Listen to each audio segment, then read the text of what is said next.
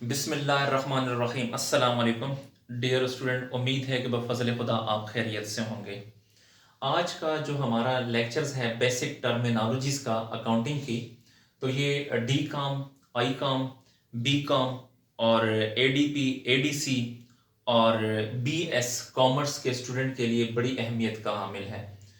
तो जो ये I com, D com, B com, ADC, BS commerce के जो स्टूडेंट्स हैं, उन्हें चाहिए कि ये जो बेसिक टर्मिनोलॉजीज़ हैं इन्हें बहुत ही गौर से सुने, बहुत तवज्जो से सुने और इन्हें समझने की कोशिश करें। क्योंकि अगर आपको ये बेसिक टर्मिनोलॉजी समझ आ जाती हैं तो जो फाइनेंशियल अकाउंटिंग का जो आपका सब्जेक्ट है उसको समझना आपके लिए इंतहाई आसान होगा। जी डियर स्टूडेंट, मैं आपको यहाँ पे बताता चलूँ कि इससे पहले जो बेसिक टर्मिनोलॉजी उसके मैंने 2 लेक्चर्स अपलोड ऑलरेडी कर चुका हूँ। तो आज का जो हमारा लेक्चर है ये तीसरा है। तो अगर आपको जो पिछले लेक्चर्स हैं और इसके बाद के जो लेक्चर्स हैं अगर वो आपको तो चाहिए तो आप प्लेलिस्ट में जाकर आपको ये तमाम लेक्चर्स मिल सकते हैं। तो अपने लेक्चर्स की तरफ बढ़ते हैं। फाइनेंशियल अकाउंटिंग की जो बेसिक टर्मिनोलॉजीज हैं आज हम पॉइंट नंबर 11, टर्मिनोलॉजी नंबर 11 पढ़ेंगे। तो इनवॉइस और बिल। जी, अब देखते हैं कि ये इनवॉइस और बिल किसे कहते हैं। तो ए डॉक्यूमेंट, एक ऐसा डॉक्यूमेंट, एक ऐसी दस्तावेज गिवन बाय द सेलर, जो कि सेलर की तरफ से दिया जाता है टू द बायर, बायर को। यानी ये एक ऐसा डॉक्यूमेंट होता है, एक ऐसी दस्तावेज होती है, एक ऐसा कागज होता है, एक ऐसी रसीद होती है जो कि सेलर की तरफ से बायर को दिया जाता है। यानी फरोख्तकार की तरफ से जो खरीदार है उसको दिया जाता है फॉर क्रेडिट सेल्स। जो उधार की सेल होता है, सेल होती है, उसके पेश नजर of goods is called invoice, और इसे इनवॉइस कहते हैं। जी, उर्दू में आपको बताता चलूं कि ऐसी दस्तावेज जो सेलर की तरफ से खरीदार को माल के उधार फरोख्त करने पर दी जाती है, इनवॉइस कहलाती है। जी, अब मैं आपको इसको आसान जुबान में आपको बताता हूं कि जो इनवॉइस है ये एक ऐसी दस्तावेज होती है, एक ऐसा डॉक्यूमेंट होता है जो कि सेलर की तरफ से परचेजर को दिया जाता है। अगर जो सेलर है वो उधार पे कोई चीज सेल करता है तो उसके एवज जो डॉक्यूमेंट दिया जाएगा उसको आपने इनवॉइस और बिल कहना है। अब मैं आपको इसकी एग्जांपल देता हूं। जी, फर्ज करते हैं कि मैं एक शॉप पे जाता हूं अकाउंटिंग की बुक खरीदने के लिए। तो मैं खरीदार हूं, यानी मैं परचेजर हूं, और जो बुक कीपर है वो सेलर है। तो मैं शॉप पे जाता हूँ, वहां से मैंने 200 रुपीज़ की बुक खरीदी फाइनेंशियल अकाउंटिंग की। और मैंने उससे कहा यार कि मैंने ये बुक आपसे खरीदनी है उधार पे, क्योंकि मेरे पास पैसा नहीं, तो मैं पैसे आपको कुछ अरसे के बाद दूंगा। तो देखें, अब ये मैंने बुक खरीदी उधार पे, तो जो दुकानदार है वो अब मुझे एक बिल देगा। ठीक है जी, तो देखें उसने मुझे बिल क्यों दिया, उधार के एवज। यानी उसने बिल में लिखा कि एक अदद फाइनेंशियल अकाउंटिंग की जो बुक है इसकी प्राइस 300 रुपया है। तो ये उसने मुझे बिल दे दिया। तो ये जो उसने मुझे बिल दिया है इससे क्या कहेंगे, इनवॉइस या बिल कहेंगे। जी, मैं दोबारा बता देता हूं कि दस्तावेज, ये जो इनवॉइस या बिल एक ऐसी दस्तावेज, एक ऐसा डॉक्यूमेंट होता है जो कि सेलर की तरफ से खरीदार को दिया जाता है अगर कोई लेन देन उधार पे हो। जी, मैं आपको एक दूसरी एग्जांपल देता हूँ। फर्ज करें कि कपड़े की शॉप है, अगर मैं वहां से एक जोड़ा उधार पे कपड़ा खरीदता हूँ 500 रुपए का, तो जो दुकानदार है वो मुझे एक बिल बना के दे देगा। उस बिल को इनवॉइस कहेंगे या बिल कहेंगे। नेक्स्ट है अकाउंट, यानी जिसे हम उर्दू में खाता कहते हैं। A summarised record of transaction, एक मुख्तसर रिकॉर्ड लेन देन का, relating to a particular person, किसी शख्स के मुतालिक, और थिंग, चीजों के मुतालिक, इज कॉल्ड एन अकाउंट, उसे अकाउंट कहते हैं। उर्दू में किसी खास शख्स या चीज के मुतालिक लेन देन का मुख्तसर रिकॉर्ड अकाउंट कहलाता है। जी, अब आपको मैं आसान जुबान बताता हूं कि किसी भी शख्स या किसी भी कंपनी या किसी भी चीज के मुतालिक उसके जो लेन देन का जो रिकॉर्ड होता है उसे आपने अकाउंट कहना है। अब आपको एक एग्जांपल देता हूं। मिसाल के तौर पे देखें, मैं अगर जाता हूँ बैंक में अपना अकाउंट ओपन करता हूँ, ठीक है जी, तो मेरा नाम है प्रोफेसर हकदार अहमद, तो वो मेरा जो टाइटल है वो भी प्रोफेसर हकदार अहमद के नाम से लिखेंगे, तो वो अपने पास नोट कर लेंगे प्रोफेसर हकदार अहमद। अब अगर मैंने पैसे जमा कराए तो वो भी लिख लेंगे कि मैंने जो है प्रोफेसर हकदार अहमद ने 50,000 रुपये जमा करा दिया। फिर अगर कुछ अर्से के बाद मैं वहाँ से 10,000 रुपये निकाल लेता हूँ तो फिर वो अपने पास लिख लेंगे कि 10,000 रुपये मैंने ड्रॉ कर लिया। इसी तरह फिर कुछ अर्से के बाद मैं पैसे जमा करा लेता हूँ, फिर कुछ अर्से के बाद जो पैसे मैं बैंक से निकलवाता हूँ, तो देखिए उन्होंने जो मेरा नाम लिखा हुआ है प्रोफेसर हकदार अहमद, तो उसमें सारी डिटेल होगी कि मैंने कब पैसे जमा करवाए और कब पैसे निकाले और अब मेरा कितना पैसा बाकी है। तो देखें जो मेरा नाम लिखा गया है उसमें सारी डिटेल है, यानी कितने पैसे जमा कराए, कितने पैसे निकाले, ये सारी लेन देन की जो डिटेल है, इस डिटेल को आपने क्या कहना है, अकाउंट कहना है जी। मैं एक और आपको एग्जांपल देता हूँ। फर्ज करें कि जो गली महल्ले की जो दुकानें होती हैं, किसी दुकान से मैं अगर उधार पे कोई चीज़ खरीदता हूँ, फर्ज करें कि मिस्टर अहमद है, वो उधार पे कोई चीज़ खरीदता है, तो दुकानदार जो है अपने पास नाम लिख लेगा मिस्टर अहमद। इसने अगर कोई चीज़ उधार पे ली तो वो अपने पास लिख लेगा कि मिस्टर अहमद ने 100 रुपए की चीज़ ली। फिर जब मिस्टर अहमद को तनख्वाह मिलती है तो वो 50 रुपए की अदायगी कर देता है, तो फिर दुकानदार जो है वो 50 रुपए की वसूली कर लेता है। इसी तरह फिर ये अहमद जो है कुछ अरसे बाद कुछ चीज़ें खरीदता है, फिर अदायगी करता है। तो अहमद के मुतालिक जो ये मुकम्मल रिकॉर्ड है, इस रिकॉर्ड को आपने अकाउंट कहना है। यानी अब ये चूंकि वहां पे अहमद का नाम लिखा है तो हम कह सकते हैं कि ये अहमद का अकाउंट है, अहमद का खाता है।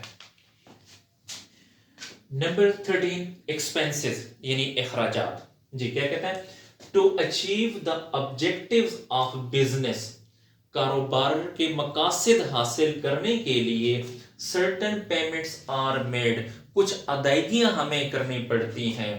These are the expenses of business, इनको आपने कारोबार के अखराजात कहना है। जी मैं दोबारा दोहरा देता हूं, to achieve the objectives of business, business के कारोबार के कुछ मकासद हासिल करने के लिए सर्टेन पेमेंट्स आर मेड, कुछ अदायगियां हम करते हैं।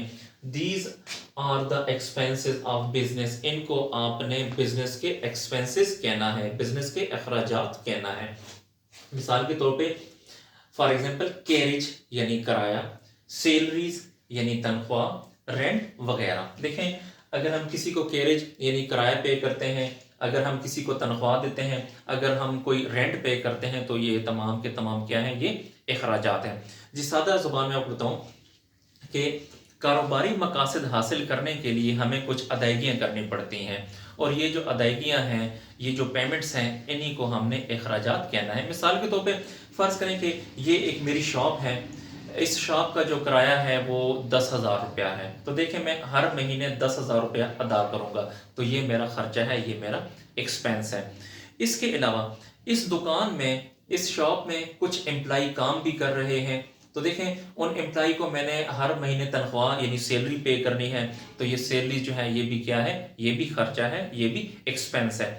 इसके अलावा चूंकि अगर ये फर्ज करें कि ये कपड़े की दुकान है, तो अगर मैं कपड़ा फैसलाबाद से लाहौर से लाऊंगा, तो कपड़ा लाने के लिए जो मैं गाड़ी इस्तेमाल करूंगा, उस गाड़ी का जो मैं किराया पे करूंगा, उसे आपने कैरेज कहना है। तो ये जो किराया मैंने पे किया है, ये भी क्या है, ये भी एक्सपेंस है। तो इस तरह एक्सपेंसेस की बहुत सारी मिसालें हैं। देखें जी, स्टेशनरी हो गया, वेज हो गया, इंश्योरेंस हो गई, डिप्रिसिएशन हो गई, वगैरह वगैरह। तो वक्त के साथ साथ जो मैंने अभी नाम लिए ये मैं एक्सप्लेन करता रहूंगा। नंबर 14 है अकाउंट्स, अकाउंट रिसीवेबल या अकाउंट्स रिसीवेबल एक ही चीज है।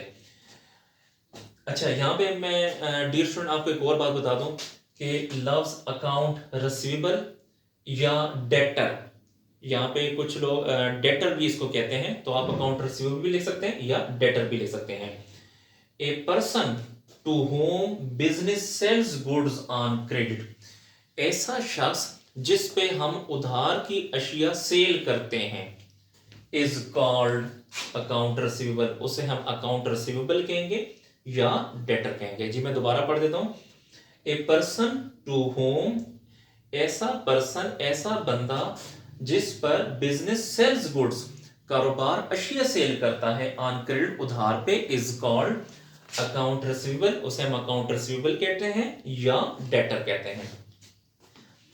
ऐसा शख्स जिससे कारोबार तिजारती माल उधार फरोख्त करता है उसे अकाउंट रिसीवेबल या डेटर कहते हैं। जी सादा जुबान में आपको बताता हूँ। फर्ज करें कि एक मिस्टर अली है, मैं अली पे उधार की अशिया सेल करता हूँ। तो अली ने मुझे बोला कि वो 1 महीने के बाद मुझे पेमेंट कर देगा। ठीक है जी।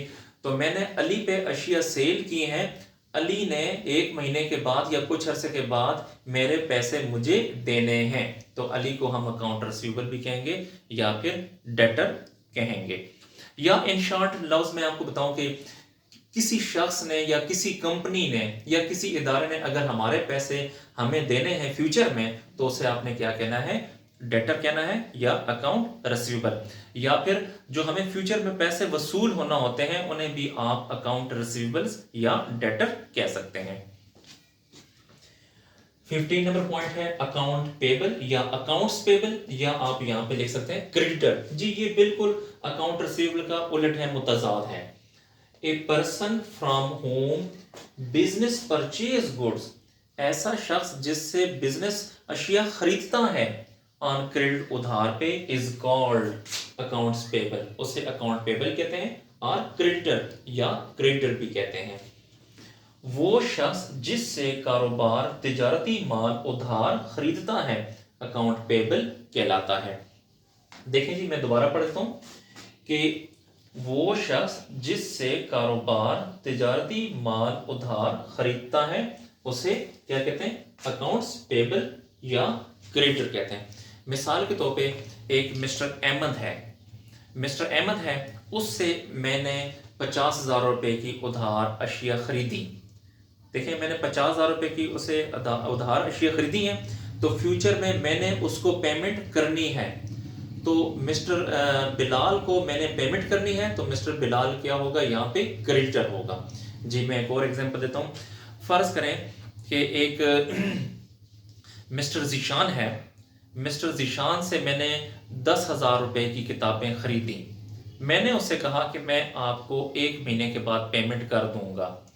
तो मिस्टर जीशान जो होगा वो क्रेडिटर होगा, यानी जिसको हमने पेमेंट करनी होगी फ्यूचर में उसे हम क्या कहेंगे, क्रेडिटर। इन शॉर्ट ये कि फ्यूचर में जो हम अदायगियां करते हैं, जिनको हमने फ्यूचर में अदायगियां करनी होती हैं, उन्हें क्रेडिटर कहते हैं। यानी क्रेडिटर या अकाउंट्स पेबल का मतलब क्या है, फ्यूचर में जो अदायगियां करनी होती हैं। जी डियर फ्रेंड, अगर आपको मेरी वीडियो पसंद आई तो लाजिम मेरे चैनल को सब्सक्राइब करें और मेरी हौसला अफजाई के लिए लाइक भी करें। डियर फ्रेंड, इसके बाद के भी कुछ लेक्चर्स हैं जिसमें बेसिक टर्मिनोलॉजीज बताई गई हैं, तो वो भी इंशाल्लाह ताला आजकल में मैं अपलोड कर दूंगा, तो वो भी आप देख सकते हैं। और अगर आपको फाइनेंशियल अकाउंटिंग में किसी भी सब्जेक्ट में अगर कोई प्रॉब्लम है, कोई मसला है, तो आप कमेंट सेक्शन में जाकर मुझसे पूछ सकते हैं। जी शुक्रिया।